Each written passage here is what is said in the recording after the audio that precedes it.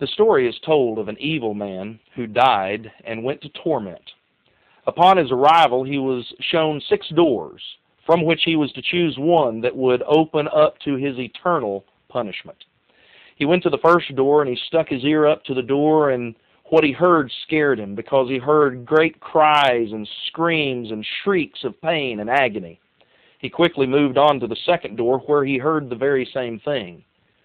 Moving to the third and the fourth and the fifth door, at each of those doors he heard those same cries of terror.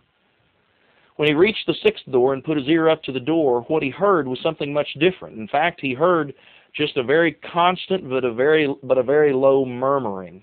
And so he quickly said, "I choose this one." And the door was open, and he was flung inside, and he suddenly found himself up to his lip in a vast sea of sewage. What he realized was that the murmuring he had heard only moments before was the sounds of millions upon millions of others who found themselves in the same predicament as he, who also were trying to keep their head above the water, and were saying to each other very softly, "Don't make waves. Don't make waves." You know, that story depicts really, in fact, a philosophy that is very apparent in our world today, and particularly in the religious world. A lot of people say that they love God and they follow the Bible and they want to know the truth, but when it comes to certain types of truth, instead of preaching that truth, teaching that truth, and living that truth, they simply say, well, let's don't make waves. You know something, when we talk about making waves, we're certainly not talking about being mean or inconsiderate or trying to impose a belief or a view on somebody else and taking away their freedom or their right to choose. But certainly if we're going to follow in the footsteps of Jesus, we're going to realize that in teaching and preaching the truth, sometimes we're going to make waves with those who are around us. For instance, when Jesus preached, when Jesus taught, wherever he found himself, he always conveyed to all those around him the truth. He preached the truth to the poor and to the rich.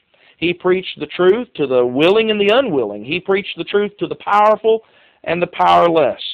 He taught God's will without reservation and without modification. And same is true for us.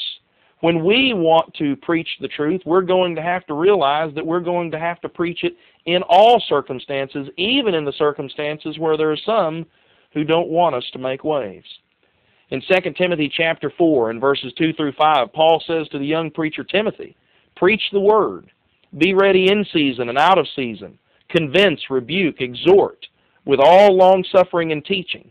For the time will come when they will not endure sound doctrine, but according to their own desires, because they have itching ears, they will heap up for themselves teachers, and they will turn aside their ears from the truth and be turned aside to fables. But you be watchful in all things, endure afflictions, do the work of an evangelist, fulfill your ministry." Paul even told Timothy, preach the truth, but realize that in preaching the truth, you're going to make waves.